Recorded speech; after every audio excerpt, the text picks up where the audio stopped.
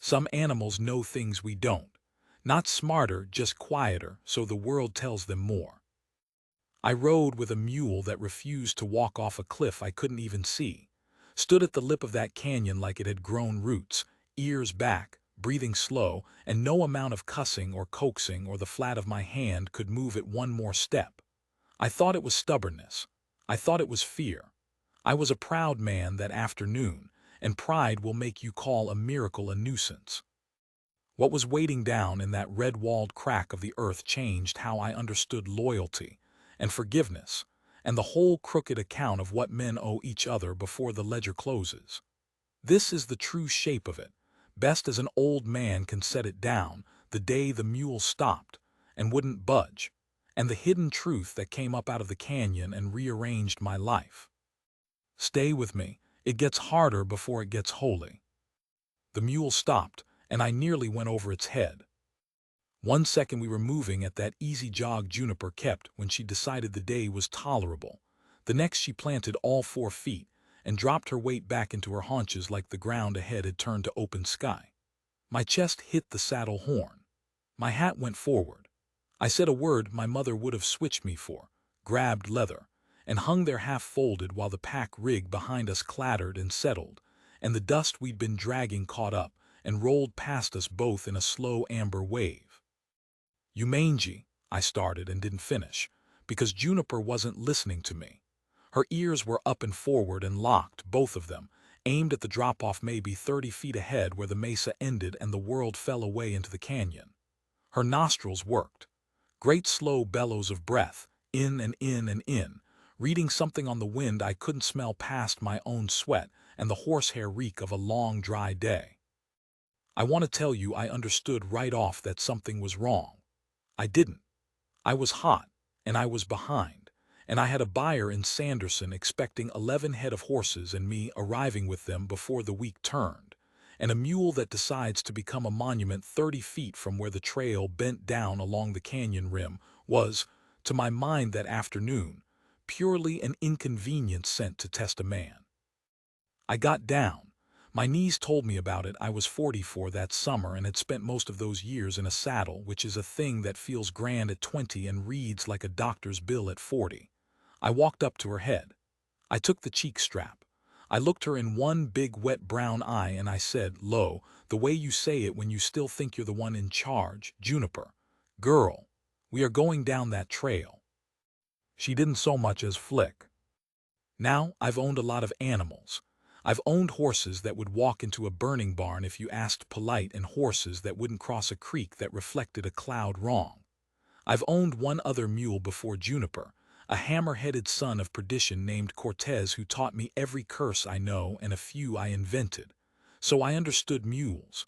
Or I thought I did. A mule won't hurt itself for you. That's the whole secret of the animal, and it's why folks who want a horse's blind obedience call the mule stupid.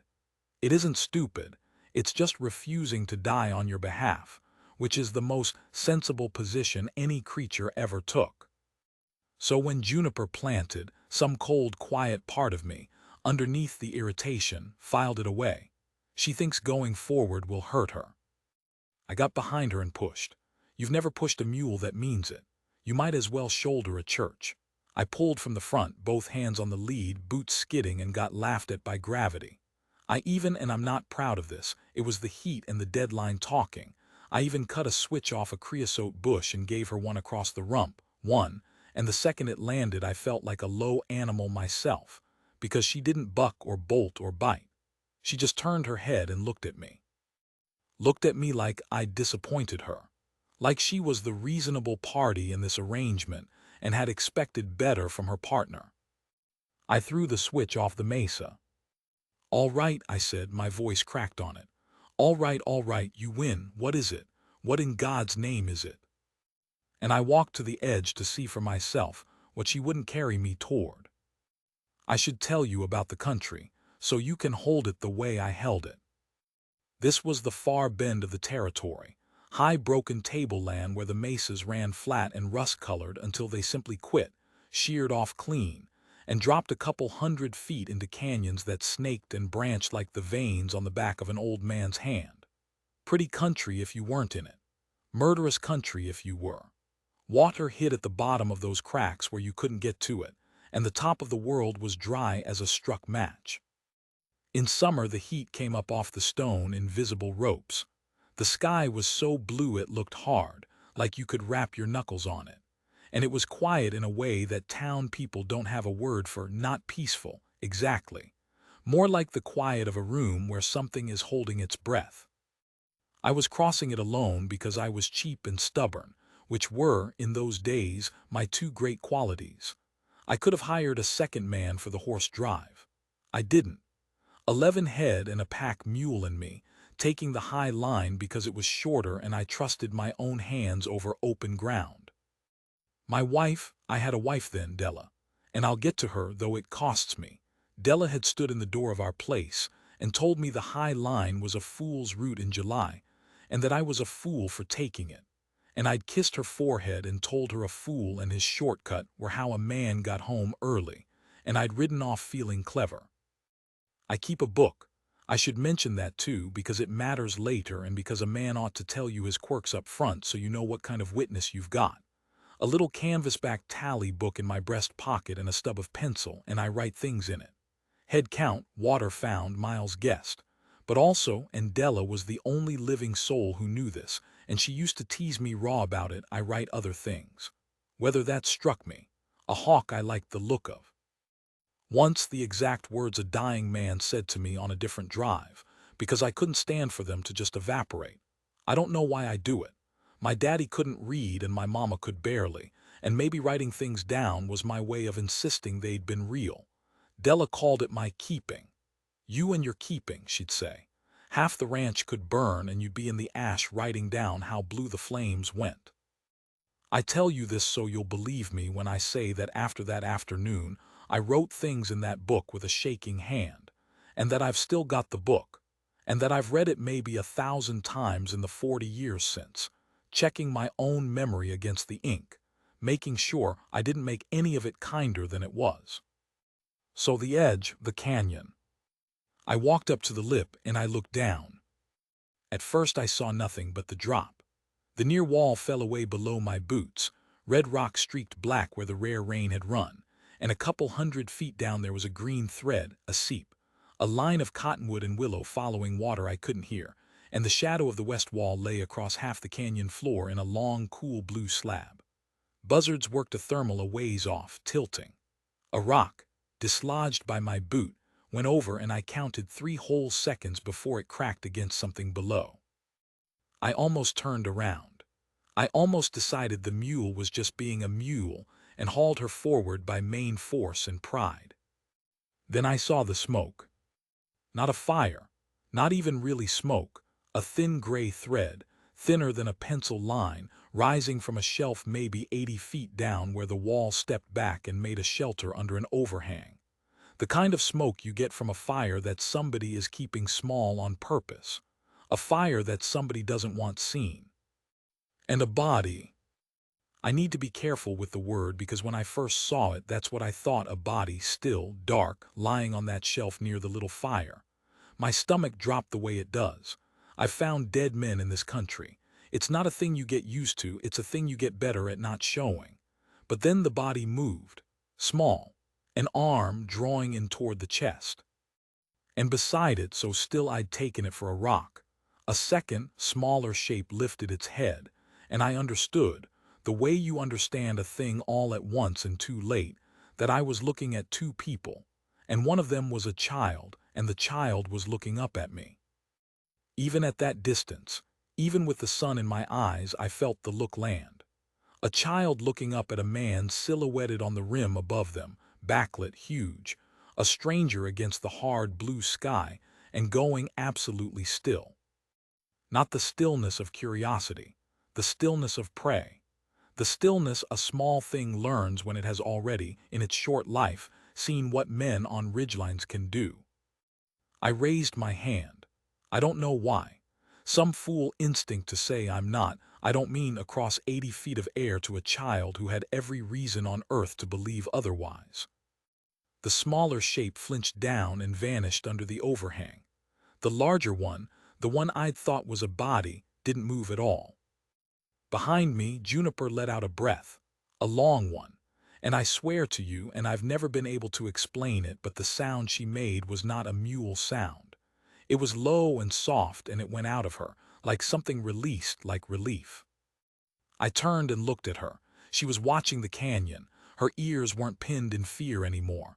They were up, forward, attentive, the way an animal watches something it knows. Here is where I have to tell you about Juniper, because you can't understand what came after without it, and because I didn't understand it myself until that moment on the rim. I'd had her 4 months, bought her at the stock auction in Wilcox off a trader named Prout who dealt in animals of, let's say, uncertain history. She was sound, good feet, maybe 9 or 10 years old, a big well-made Molly mule the color of wet sand with a dark cross over her withers and a white off-hind sock. Prout said she'd come off a played-out freight outfit. Prout said a lot of things. She'd handled fine for me, willing, smart, sensible, none of Cortez's meanness. Only quirk she had was she didn't care for men who wore a certain kind of high-crowned hat, and she was uneasy around gunfire in a way that suggested she'd heard too much of it. And once, crossing a low place with old ash in the soil, she'd stopped and smelled the ground for a long time and wouldn't be hurried. I'd thought nothing of any of it. An animal's past is a closed book. You buy the animal, not the story. But standing on that rim, watching her watch the canyon with that terrible soft attention, a cold understanding went through me. She'd been here, or near here. This was her country. Before the freight outfit, before Prout, before whatever chain of hands had passed her along to me, this mule had come from down there. From those people. And some part of her, some deep animal keeping deeper than my little canvas book, had smelled the fire and the child on the wind and known them, and had refused, absolutely refused, to walk one step further from them. She hadn't stopped because going forward would hurt her. She'd stopped because going forward meant leaving them. I stood on that rim a long time. The buzzards tilted. The blue shadow crept a hand's width up the canyon wall. Somewhere below, a fire the width of a pencil kept its small gray thread rising, and a child hid, and a still shape that might be dying didn't move, and my mule breathed out her relief into the murderous heat. And I understood that I had a decision to make, and that no matter what I chose, I was going to have to live inside the choice for the rest of my days. Let me lay the thing out plain, the way it lay out plain to me on that rim, because I've heard men tell this kind of story as though the good choice was obvious, and only cowards would have hesitated. And that's a lie told by men who have never actually stood where the choosing happens. It was the summer of the Troubles. You'll have your own name for them depending on where you sat and whose blood you counted. The army had bands of Apache running for the border and other bands supposedly on the reservation, and the line between the two got redrawn every week by whoever had the most rifles that day. There was a bounty. There were men, white men and Mexican men, and I'm sorry to say some Apache men too, scouts, caught in the machine, who made their living bringing in others, and the paper didn't ask too many questions about which side of any line the Broughton had been standing on. A dead Apache and a captured one paid different, but they both paid. And a man found helping, sheltering, feeding, hiding. A man like that could lose his stock, his land, his neck, depending on the temper of whatever authority laid hands on him. I'd known a homesteader up on the Gila who'd given water to a starving family passing through and been burned out for it, not by Apache, by his own neighbors, who called him a traitor for the crime of a full dipper handed to a thirsty child. That was the country I lived in. That was the ledger. On one side of it, 11 horses, a buyer, a deadline, a wife at home, a life I understood, a road that led back to all of it. Turn the mule around by force, take the long way, forget the smoke, forget the child, tell myself they were surely being looked for by their own, tell myself it wasn't my war, tell myself the 100 true things a man tells himself to get his boots to carry him away from the hard thing. On the other side, 2 people at the bottom of a canyon, one of them small, one of them maybe dying, keeping a fire small so they wouldn't be seen, in country where being seen got you killed, in the worst heat of the worst month, with buzzards already reading the situation from the air. And a mule who wouldn't leave them. A mule who knew them. Who'd smelled them on the wind from 30 feet back down the trail and had told me, in the only language she had, in the plant of 4 feet and the set of 2 ears, no, not without them. I will not go without them. I stood there and I felt the coward in me marshal all his arguments, and they were good arguments. They were reasonable. A reasonable man would have listened to them. Then the smaller shape came back out from under the overhang. Just a little, just the head and one shoulder easing out into the light to look up at me again, checking, seeing if the huge dark stranger on the rim was still there and what he'd do, and I could see now that it was a boy. 6, maybe 7 years old, thin as a fence rail, and he wasn't looking at me with fear anymore, or not only fear. He was looking at me the way a child looks when they've been holding a thing up alone for far too long, and they see, maybe, possibly, the shape of a grown person who might take some of the weight. It's a terrible look to get from a child. It's a look that reaches into your chest and takes hold of something and does not let go, not in 40 years, not ever. And beside him the still shape, I could see now it was a woman, old, her gray hair loose. The still shape lifted one arm, slow, terribly slow, and laid a hand on the boy's shoulder and drew him back. Not roughly, gently, protecting him from me, from hope, from the rim, with the last of what she had. I got out my tally book. My hands were not steady. I wrote, I have it in front of me now, the pencil gone brown, the paper soft as cloth. I wrote, mule stopped at the canyon 3 p.m. apt. Would not go, smoke below, a child, an old woman. God help me, I do not know what I am going to do. Then I put the book away, and I took the coil of good rope off my saddle, and I went to find a way down. The way down was no gift. The trail I'd been meaning to take followed the rim a mile before it found a place to descend, and that was too far. I'd lose sight of the shelf, and I had a black certainty that if I lost sight of them the boy would decide I'd gone for men and rope and rifles, and would run, or hide so deep I'd never find them, and the old woman would die in the shade of that overhang with her grandson's hand in hers, and I would carry that the rest of my life instead. So I didn't take the trail. I found a place a couple 100 yards along where the wall stepped down in ledges, a broken staircase built by nothing but 1,000,000 years of frost and flood, and I tied Juniper and the string of horses to a stand of juniper trees in what shade there was, and I loosened their cinches and left them the water I could spare in my hat, one at a time, and I told Juniper, I actually told her, out loud like a crazy man, you wait. I'm going to them. You wait right here. And she watched me go with those big brown eyes and did not make a sound. Then I went down into the canyon with a rope over my shoulder and my heart going like a trip hammer, and no plan in the world beyond get to the child. It took me the better part of an hour. Some of those ledges were wide as a road, and some were the width of my 2 boots, and I went across those with my back to the wall and my fingers spread on the hot stone and did not look down, because looking down is how you go down. Twice I had to use the rope, tying it off and lowering myself, and once I froze completely, spread against the rock, sweat running into my eyes, 44 years old and shaking like a colt, and I thought clear as a bell, Della is going to be a widow because a mule looked at me funny, and I almost laughed, and if I'd laughed I think I'd have lost my grip, so I didn't. The heat in the canyon was a different animal than the heat on top. On the mesa the heat had wind in it. Down in the rock it just sat, thick and still, radiating off every surface, an oven with the door shut. My shirt was soaked through. My mouth was cotton.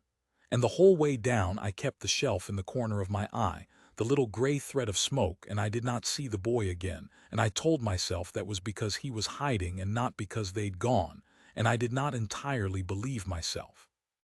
I came down the last ledge onto the canyon floor 100 yards or so downstream of the shelf, into the green, real green, cottonwood and willow and coarse grass, along a run of water no wider than my hand but water, cold, alive. and I fell on my knees and drank from it like an animal before I'd decided to, my whole body overruling my whole mind.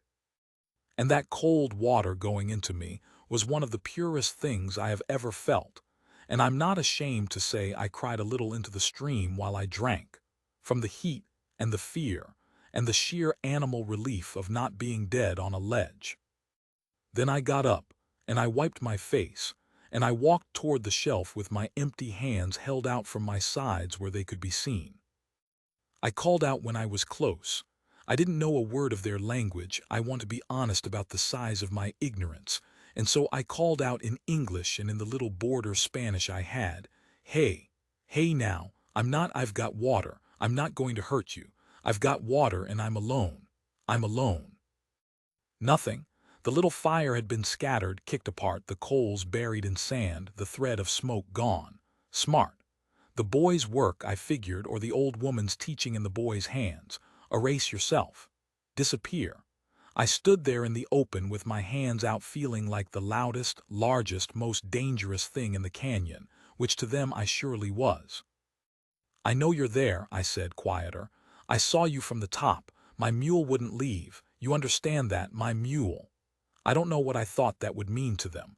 I think I was just talking so they'd hear that my voice wasn't a hunting voice.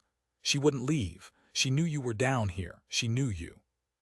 And then from the deep shadow under the overhang, a voice. The old woman's. Cracked, dry, barely more than breath, and speaking, to my everlasting surprise, English. Old English, mission English.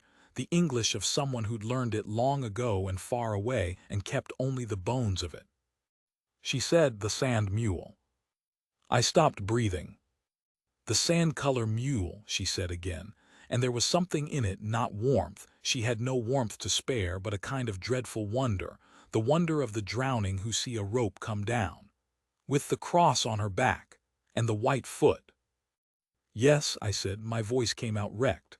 "Yes, ma'am, the sand-color mule, cross on her back, white off hind foot." A long silence. The water ran over stone.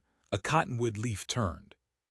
"She was ours," the old woman said. "She was the boy's, his before he could walk. They took her when they took the rest." A pause, and the sound of her drawing breath was the sound of a rasp on dry wood. "Come out of the sun, then, if she trusted you enough to bring you here. Come into the shade before you fall down, but slow. And keep your hands where the boy can see them. He is not gentle, my grandson. I have not been able to make him gentle. There has not been time to make him gentle." I went into the shade, slow, hands out. And I saw them close then, for the first time, the old woman with her back against the cool rock, gray-faced, a wound in her side gone bad, the smell of it in the still air, dying and knowing it and holding on out of pure refusal so the boy wouldn't be alone 1 hour sooner than he had to be.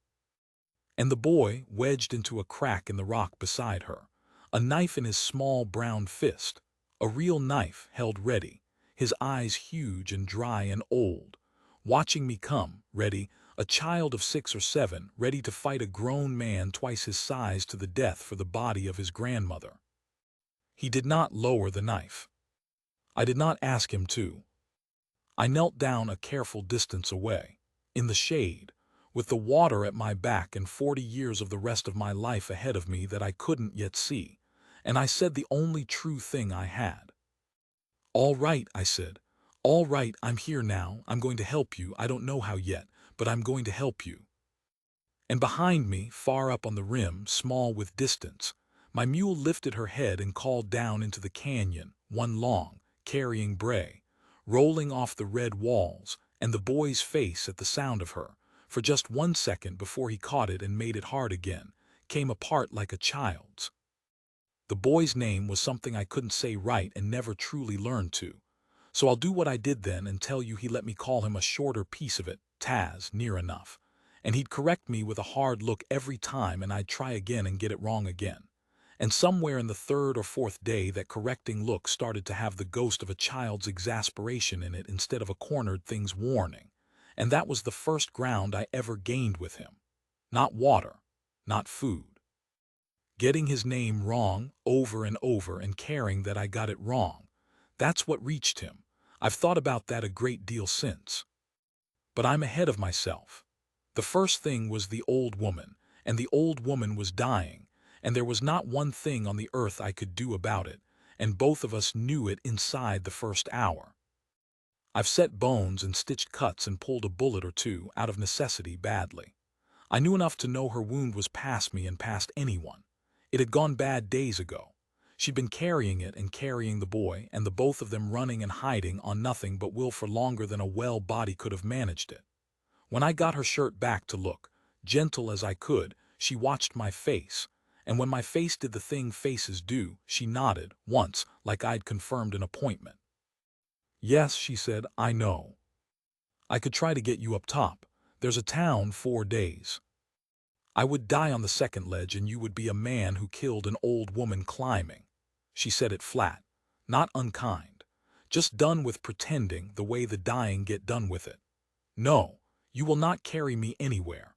You will sit and give me a little water and you will listen because I do not have very much left and I am going to spend it on the only thing that matters, which is this child and what becomes of him." So I sat and I listened and she spent it.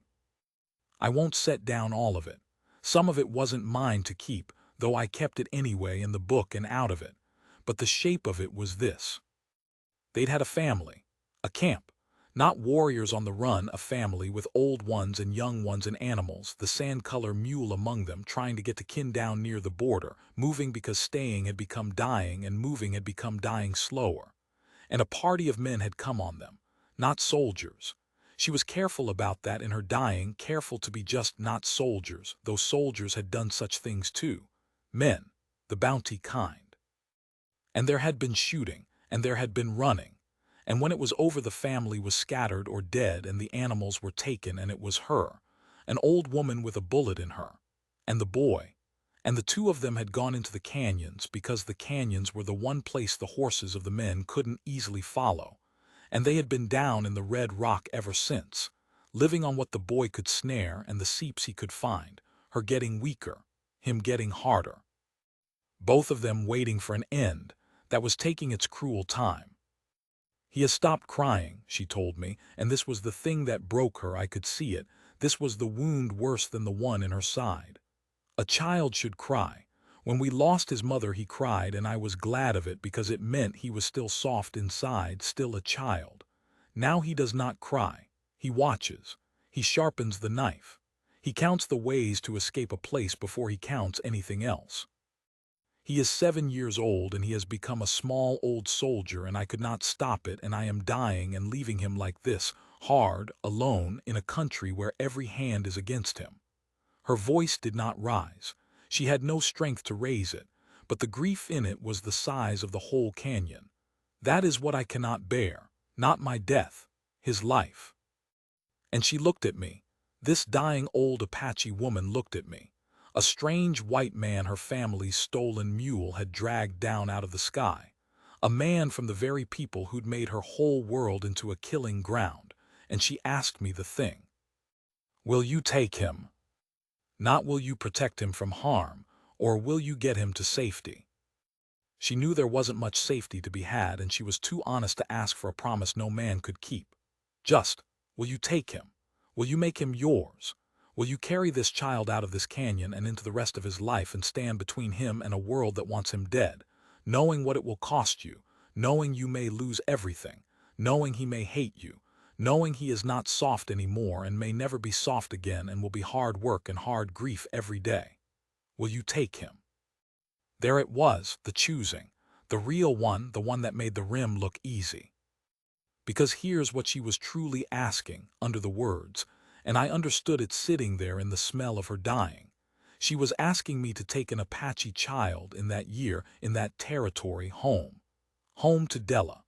Home to a ranch surrounded by neighbors who'd burned a man out for a dipper of water. Home to a life that had a shape, and to break that shape forever, to put a target on my own back and my wife's. To raise a child who would be hated by half the country I'd have to raise him in. To spend my stock and maybe my land and maybe our lives on a boy who wasn't mine, who'd point a knife at me for days, who might, when he was grown, walk away without a backward look and be right too. I thought about Della. I thought about her standing in the doorway telling me the high line was a fool's route. I thought about the 12 years we'd had, and the children we hadn't been able to have, which was a grief we didn't speak of and carried between us like a covered dish neither of us would set down. I thought about all of it in about 4 seconds, the way you do, and I want to tell you I answered instantly and nobly. I didn't. I said I have a wife. And the old woman, dying, closed her eyes, and I watched hope go out of her face like a lamp turned down, because she heard it as a no. She heard it as the beginning of the reasonable man's refusal, and she was too spent to argue and too proud to beg. And she just nodded, accepting it, accepting that her grandson would be alone, and something about watching her accept it, watching a person absorb the worst thing without complaint because complaint had never once in her life gotten her anything. Something about that took the last of the coward out of me and threw it in the stream. I have a wife, I said again, and her name is Della, and she is a better person than I am, and she has wanted a child for 12 years, and she is going to look at me when I ride in with this boy, and then she is going to look at him. I had to stop. My throat had closed, and I know exactly what she's going to do. She's going to hand him something to eat before either of us says a word. That's who she is. So yes, yes, ma'am, I'll take him. God knows how, but I'll take him. The old woman opened her eyes. I have never before or since seen a look like the one she gave me. There is no name for it. It had her whole life in it. It had every man of my kind she'd ever had cause to fear, and it had, laid over all of them, this one improbable moment, this crack in the wall of the world. She didn't thank me. Thanking would have been too small. She just looked at me until she'd looked long enough, and then she turned her head slow to the boy in his crack in the rock with his knife still ready, and she spoke to him in their language, low and long, and I watched his face while she did it. I watched his face hear that his grandmother was giving him away. I watched him understand that she was dying. I watched him understand that she'd known she was dying, and had held herself alive down in the rock for who knows how many days for no other reason than to find him a place to land before she let go. And I watched him not cry, still, even then. He listened, and his jaw set, and his eyes went to me, hard, weighing, a 7-year-old weighing a grown man for whether he could be trusted with the whole remainder of a life, and I held still and let myself be weighed and did not look away. She died that night. Not peaceful exactly. I won't dress it up. Dying of a wound gone bad is not peaceful, and I won't insult her by pretending, but not alone and not afraid, and with the boy's hand in hers and her other hand, for a while near the end, resting on my arm, which I did not expect and will not forget. She talked off and on, some in English to me and some in their tongue to him, and once, deep in the night, she laughed at something, a real laugh, dry as leaves, and the boy almost smiled, and I would give a great deal to know what she said. Near dawn she asked me to bring her out from under the overhang so she could see the sky, and I carried her. She weighed nothing. She weighed like a bundle of sticks, this woman who'd carried a whole family's worth of will, and I laid her where she could see up the canyon walls to the strip of sky going from black to gray to that hard blue, and she watched it come light. And somewhere in the coming light she went, quiet, between one breath and a breath that didn't follow.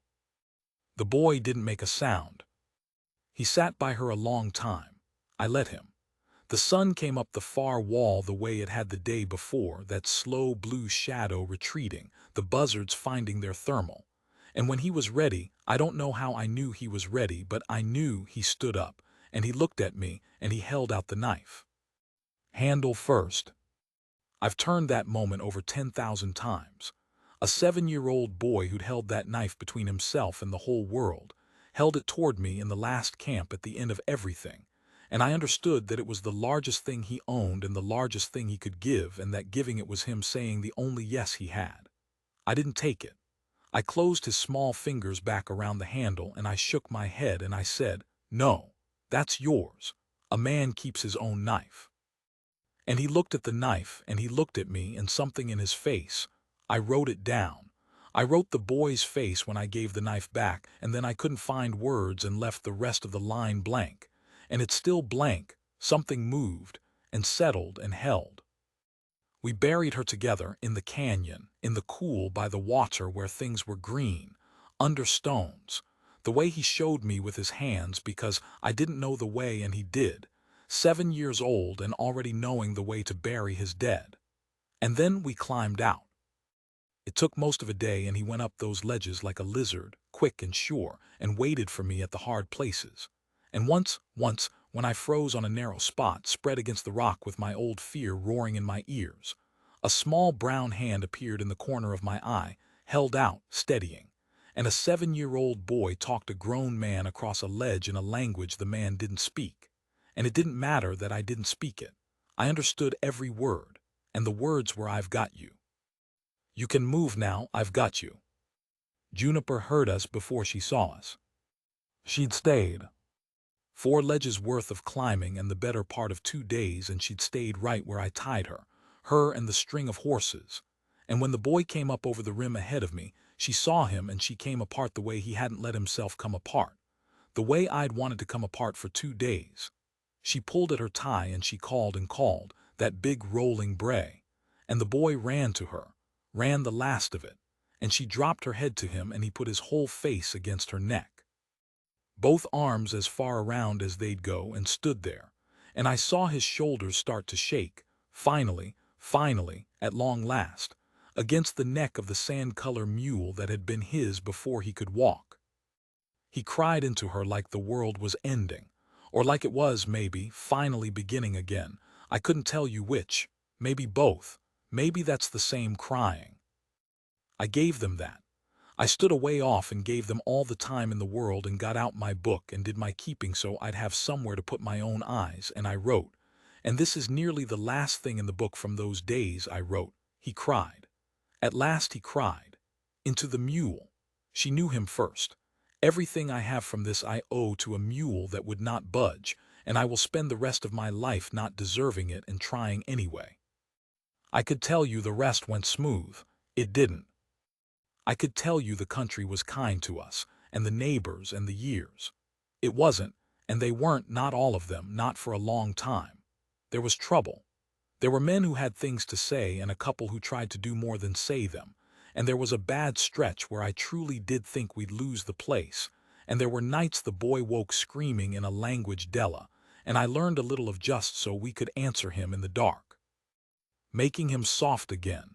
The thing his grandmother couldn't bear that he'd lost, that took years, and it never came all the way back. And I stopped somewhere in there wanting it to, because the hardness was his. It was hers passed down. It was the shape his love took, fierce and watchful and ready. Who was I to sand it smooth? Della, when I rode in, I was right about Della, down to the letter. She looked at me, sitting my horse in the yard with a strange, thin Apache boy up behind me and 11 head of horses I'd near forgotten about strung out behind, and 100 questions went across her face, and I watched her decide not to ask a single one of them yet. She came down off the porch. She walked up to the horse. She looked up at the boy who looked down at her, hard, ready, weighing, and she said, "You look half-starved. Come inside, I've got cornbread." And she held up her arms to help him down. He didn't take them, not that day. He climbed down on his own and stood apart and watched us both for a long time before he'd come in the house. But he came in, and he ate the cornbread. And a year later, a whole year, I came into the kitchen one evening and found him with his arms around Della's waist and his face against her apron and her hand on his hair, both of them just standing there in the lamplight not saying anything. And I backed out quiet and stood on the porch and did some crying of my own. The good kind. The kind that means a thing you were afraid would never mend has mended. He grew up. Of course he grew up. That's what the ones we're lucky enough to keep do. They grow up and they wear you out and they break your heart in the ordinary ways instead of the terrible ones, which is the whole prayer. That's the entire thing you're praying for when you take a hurt child home, that they'll live long enough to break your heart the ordinary way. He learned to read. Better than me, quick. He kept his own book after a while, his own keeping, and never told me what was in it, and I never asked, because a man's keeping is his own. He learned the ranch and then he ran the ranch when I got too stove up to, and he ran it better. He married a girl from town, over objections you can imagine, objections he faced down with that hard-set jaw and that watchful patience his grandmother put in him, and outlasted, the way he outlasted the ledge and the canyon and the whole cruel arithmetic of the year he was born into. He had children. He named his first daughter something long I still can't say right, and he'd correct me every time, that old exasperated look, and I'd get it wrong again on purpose just to see it, and he knew I did it on purpose, and that was a whole language between us, that getting it wrong, older than either of us. Juniper lived to be near 30. Died in the pasture in the sun, old and fat and useless and beloved, and he was with her at the end, a grown man by then, his hand on her neck, and he buried her himself and wouldn't let anyone help, up on the rise where she liked to stand, and he stood up there a long time after alone, and none of us went to him, and when he came down his face was wet and he didn't hide it. And I understood that the last of the boy who couldn't cry had gone into the ground with the mule that first taught him he was allowed to. I'm an old man now, older than the grandmother was, I think, though I never knew her true age, only her true size, which was bigger than anyone I've met since. I've got the book still, soft as cloth, the pencil gone brown. I read it and I check my memory against it and I make sure I haven't made any of it kinder than it was, and I haven't. If anything, the truth was harder and stranger and more of a gift than these clumsy words can hold. People who know the story, and it's known in these parts, it got told and retold until it wore smooth in places I don't recognize. People ask me what the hidden truth was. They like that part. The hidden truth that changed everything. They think it's going to be some secret. A treasure, a lost gold, a revelation. They want the mule to have been magic. But the hidden truth wasn't hidden in the canyon. That's the thing I've learned at the far end of it all. What was down in the canyon wasn't hidden. It was just a dying old woman and a hard little boy and a fire kept small, plain as anything, in plain sight of anyone willing to look. The hidden truth was in me. It was the thing the mule knew and I didn't, that I was the kind of man who'd go down. I didn't know that about myself. I'd have bet against it. I was cheap and stubborn and reasonable, and I had 100 good arguments for riding on, and a mule who couldn't argue at all planted her feet and made me find out different. Made me find out what I was under the reasonable man. Made me find out I could be taken, the way she was taken, the way the boy was taken from the life I'd have chosen for myself, and given a bigger one I never had the courage to choose. She wouldn't budge. That was the whole of it. That was the miracle. Not that she knew the way down, that she wouldn't take one step from those she loved, and by refusing, gave a man who didn't know his own heart the chance to find out he had won. He's out there now in the yard, gray at the temples himself these days, if you can believe it. His granddaughter's got a mule she's teaching to lead, sand-colored, out of some line he swears goes back, though there's no way on earth to prove it and he doesn't care to prove it. He just says it does, and that's an end to it. And the little girl's out there in the last of the light, tugging on a lead rope, and the mule's got its feet planted, and it won't.